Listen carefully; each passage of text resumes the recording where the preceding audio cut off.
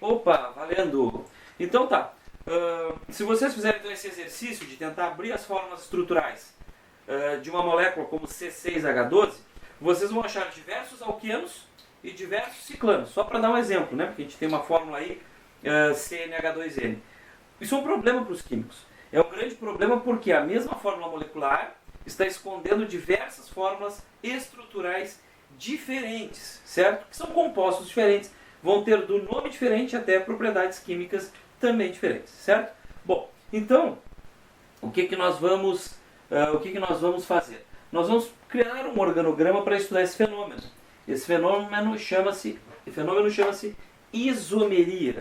Isomeria é a existência de compostos com mesma fórmula molecular, porém diferentes fórmulas estruturais, certo? Só que existem dois tipos de fórmulas estruturais mais conhecidas, né? As fórmulas estruturais planas e as fórmulas estruturais espaciais. As espaciais são aquelas que se preocupam com a geometria da molécula, o mais próximo do real, tá? Isso vai dividir o estudo de isomeria em isomeria plana e isomeria espacial.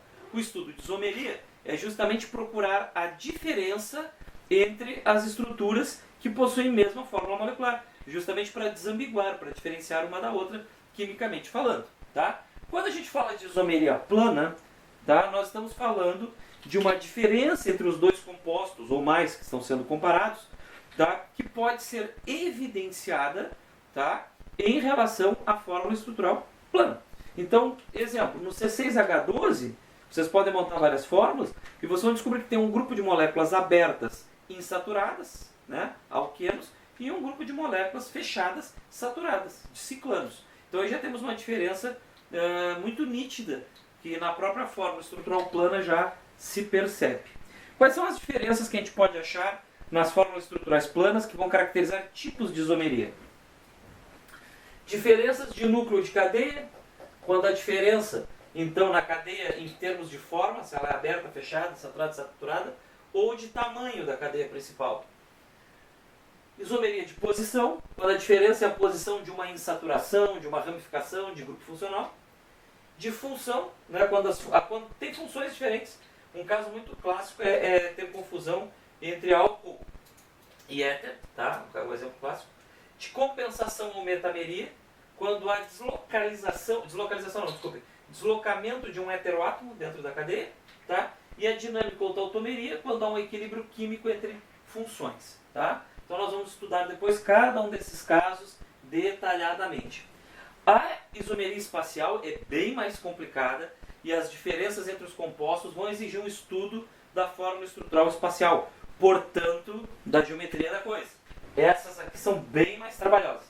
Eu ouso dizer que uma dessas é mais pesada que todas aquelas juntas para estudar, tá? Então, existem as isomerias geométricas, que têm a ver com um plano de travamento que impede rotação na estrutura, certo? Depois a gente vai falar disso. E a isomeria óptica, que tem a ver com a capacidade de desviar feixes de luz polarizada. Então a gente vai ter que brincar um pouquinho na física, falar lá o que é luz, o que é luz monocromática, o que é luz polarizada, certo?